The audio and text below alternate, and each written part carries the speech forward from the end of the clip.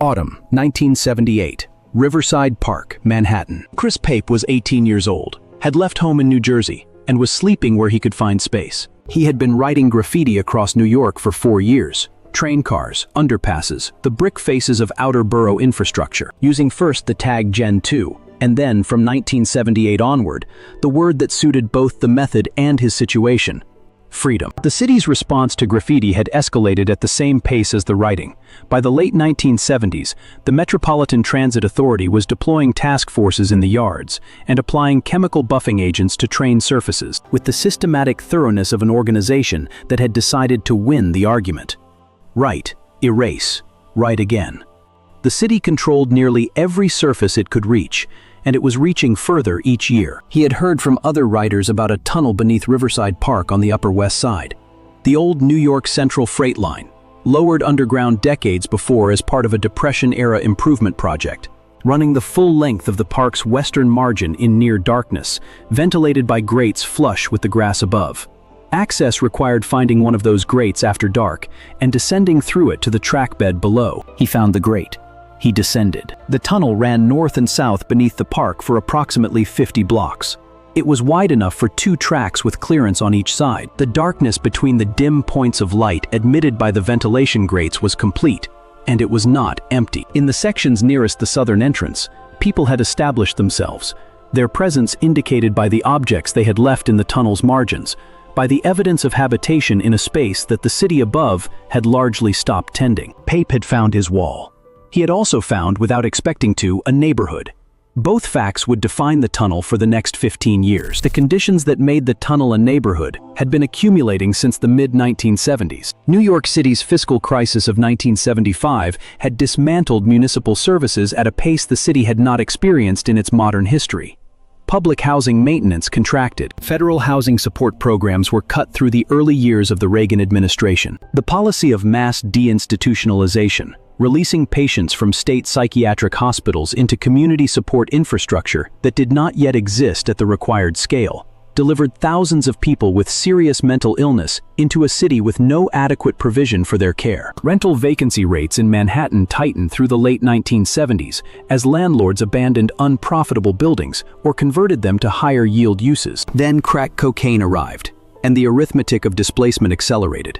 By 1986, crack had restructured the social geography of New York's poorest neighborhoods with a completeness that no previous crisis had approached. Its chemistry was specific and devastating: immediate and intense euphoria, followed by rapid tolerance and compulsive reuse, producing a pattern of dependency that dismantled employment, housing, and family stability in rapid sequence. The city's shelter system received the consequences. By 1987, the official shelter population exceeded 28,000 on any given night, a figure that excluded the much larger number living in locations the census had no methodology to count. The shelters were a deterrent in their own right.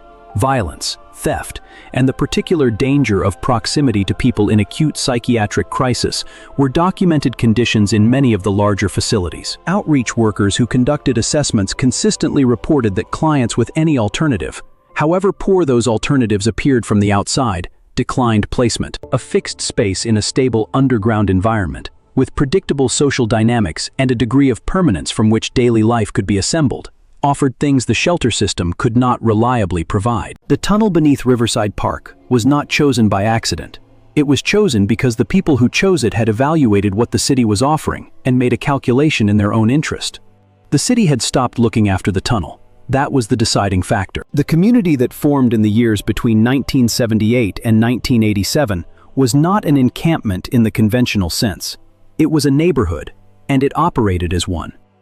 The photographer Margaret Morton first accessed the tunnel in the late 1980s. What her photographs show are rooms, not improvised arrangements of salvaged material, but constructed living spaces, assembled with the labor and organizational intelligence that any fixed home requires. Walls had been built. Furniture had been acquired and arranged. Cooking equipment functioned.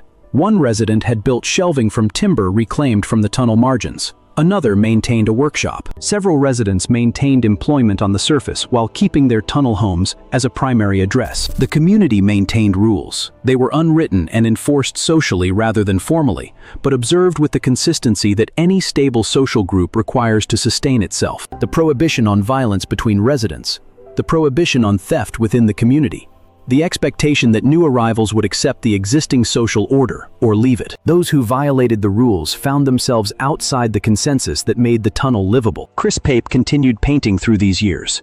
His first work in the tunnel was a 20-foot rendering of the Mona Lisa, completed in 1980 on the tunnel's concrete wall. What followed across the next 14 years was one of the most sustained bodies of work produced in any single underground space. Black and silver recreations of classical art, a reinterpretation of the Venus de Milo, a full panel recreation of the hands from Michelangelo's Sistine Chapel, a parody of a Coca-Cola advertisement he titled, "There's No Way Like the American Way," that would become the tunnel's most reproduced image, and a series of portraits of the tunnel's residents, begun in 1989, that documented faces the city above had no record of. Visitors who descended specifically to see the murals brought the tunnel's existence to the surface. Urban explorers, photographers, then journalists. The name Freedom Tunnel appeared in print through their accounts. Pape had not named it. His tag, written across its walls for 14 years, had named it for him. The tunnel was built in 1934 by people who considered it a proof of progress. The West Side Improvement Project emerged from an agreement between the New York Central Railroad and the City of New York, finalized in 1929 after years of pressure to eliminate the street-level freight operations along 10th Avenue, the corridor that newspapers had been calling Death Avenue since the 1890s. Mounted flagmen preceded the locomotives through the densest blocks of Hell's Kitchen, clearing pedestrians from the path of trains that required several hundred feet to stop. And the mortality records at the coroner's office on West 54th Street documented the routine consequence of that arithmetic. The railroad and the city had each determined the arrangement cost more than its replacement. Robert Moses, appointed Parks Commissioner in 1934, took operational control of the park redesign that the tunnel alignment made possible. The exchange was explicit and in his interest. In return for allowing the railroad beneath the park, Moses secured the demolition of the waterfront freight structures, the construction of the Henry Hudson Parkway along the river's edge, and the addition of approximately 132 acres of new parkland along the Hudson shore. The park above would be continuous, landscaped, and accessible to the Upper West Side neighborhoods whose residents had tolerated the freight operations for 3 generations. The railroad below would be invisible. Construction proceeded through 1934 and 1935. The bore required excavating through the Manhattan schist beneath the park to a depth sufficient to carry active freight operations without disturbing the surface above. The tunnel was lined with concrete, wide enough for 2 standard gauge tracks with lateral clearance, and ventilated by grated openings set flush with the park surface at intervals along its full length. The grates were designed to be functionally inconspicuous. Low iron covers indistinguishable from municipal infrastructure, giving nothing away. President Franklin Roosevelt attended the dedication in 1934. Robert Moses stood beside him. The grates in the park surface were the only points of connection between the tunnel and the city above it. They were designed to be overlooked. They were. The community reached its peak in the years between 1987 and 1991. At its estimated height, the Freedom Tunnel housed somewhere between several hundred and 1,000 people. The estimate was necessarily imprecise. No census had been conducted for that purpose, and the community's distribution across more than 50 blocks of tunnel, in sections of varying density, resisted systematic count. The figures most frequently cited in contemporaneous journalism and in subsequent academic literature on urban homelessness ranged between 500 and 1,000. Jennifer Toth, a journalist who began visiting in the early 1990s while reporting for the Los Angeles Times, published her account as The Mole People in 1993, bringing the tunnel's existence to a national readership for the first time. The community Toth described was not homogeneous. It included people who had experienced psychiatric illness, addiction, unemployment, domestic violence, and the specific sequence of misfortunes through which people pass from housed to unhoused. What it shared was a decision to organize itself in a fixed location with consistent social norms, and the capacity to maintain those norms with greater reliability than the shelter system above it. The electricity supply, tapped from Amtrak's maintenance infrastructure running through the tunnel, powered lights, televisions, and cooking equipment in the more established sections. Water was hauled in from surface connections. Several residents received mail at surface addresses maintained for that purpose. The domesticity documented in Morton's photographs was not metaphorical.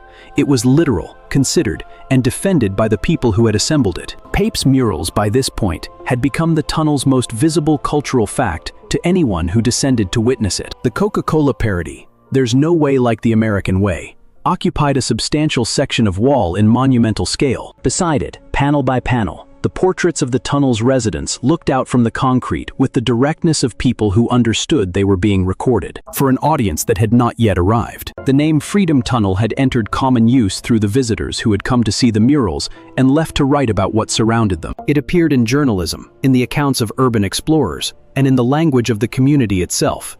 The railroad that built the tunnel had a different name for it. That name had not held. In 1991, Amtrak assumed operational control of the West Side Line from Conrail, which had been managing the freight operations since the Penn Central bankruptcy of 1970. The railroad announced it would be forcibly evicting the people living in the tunnels to reroute its trains. Police presence backed the decision. Mark Singer arrived in Manhattan from London around this period, struck by the number of people he saw living on the city's streets. After befriending people in the homeless community and hearing accounts of the tunnel, he moved his belongings into a space within the Freedom Tunnel community and remained for approximately 2.5 years. He intended to make a film, hoping the project would generate enough money to help the residents move into better housing. The crew he assembled consisted of the tunnel's residents themselves, who rigged makeshift lighting and improvised camera dollies, and learned to operate a 16mm camera on black and white Kodak stock. Working with the coalition, they eventually secured housing vouchers from the Department of Housing and Urban Development, Section 8 certificates providing access to private rentals at subsidized rates for the film's subjects. The residents, presented with a concrete alternative rather than a shelter referral, began to accept. Singer filmed their departures, the removal of the objects that had furnished their spaces, the final walks through the tunnel, the ascent through the grate to the surface, and the light. The entrances were sealed with concrete. The murals remained inside. The Freedom Tunnel carries active Amtrak traffic today. Trains running between Penn Station and points north pass through the tunnel several times daily. The Empire Service to Albany, the Lakeshore Limited to Chicago, the Maple Leaf to Toronto. They enter the south end of the tunnel and travel north beneath Riverside Park for approximately 2.5 miles before emerging near 125th Street. Passengers on the left side of the train, in the right conditions, can sometimes see them. The murals, illuminated for a second or two by the train's passing light, before the dark returns. The Mona Lisa, 20 feet high, the Sistine Hands, the Coca-Cola parody with the faces of the evicted. The shapes of 14 years of painting by a man who came down through a grate in the park looking for something that would hold. Mark Singer's film Dark Days was released in 2000. At the Sundance Film Festival, it won 3 awards: the Audience Award for Documentary, the Excellence in Cinematography Award, and the Freedom of Expression Award. Singer donated the prize money to the film's subjects to help cover rent. The film's subjects, the people who had learned to operate a 16mm camera in a tunnel beneath Riverside Park, and who had built its lighting rigs from salvaged materials, received a portion of the proceeds. Some were able to stabilize their housing. Their names do not appear in the Sundance records. The film's director's name does. Chris Pape has continued working as an artist. He has exhibited in galleries and spoken at institutions about the work he made in the Freedom Tunnel across 14 years of descending through a grate in the park above. The murals inside remain his most permanent work, sealed in a space accessible to no one, illuminated repeatedly and briefly by trains that pass without slowing, carrying passengers who are largely unaware of what is on the walls beside them. The ventilation grates set into Riverside Park are sealed. They are the only external evidence that the tunnel exists. The tunnel was built in 1934 to make the west side of Manhattan beautiful.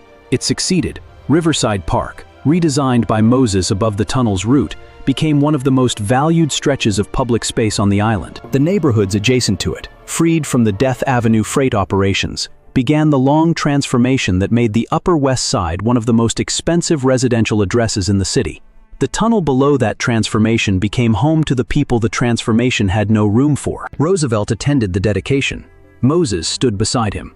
The The photographs show two men satisfied with what they had arranged. What neither of them arranged, what neither could have anticipated or chosen to anticipate, was the specific use the tunnel would be put to when the city above it ran out of provision for the people it was generating faster than it could house. The tunnel was named by the railroad for the railroad. It was renamed by an 18-year-old from New Jersey who came down through a grate with a spray can in 1978, looking for walls the city couldn't reach, and who signed every wall he painted with a single word he had chosen because it meant what he needed it to mean. The community that lived inside the tunnel for 15 years was not the reason it was built. It was the evidence of everything the city above it had not been able to solve. New York sealed the tunnel in the mid-1990s. Inside, in the dark, in the dry air at the depth where the temperature never changes, the word freedom is still on the walls. The city put it there in the only sense that matters. It built the conditions that sent a man down through a grate, looking for something that would last. And the thing he wrote has outlasted everything the city planned for that tunnel. It has outlasted the railroad that named it. It has outlasted the administration that sealed it. It has outlasted the political moment that evicted the community it bore witness to. The trains pass it several times a day, in the dark, at speed, without stopping.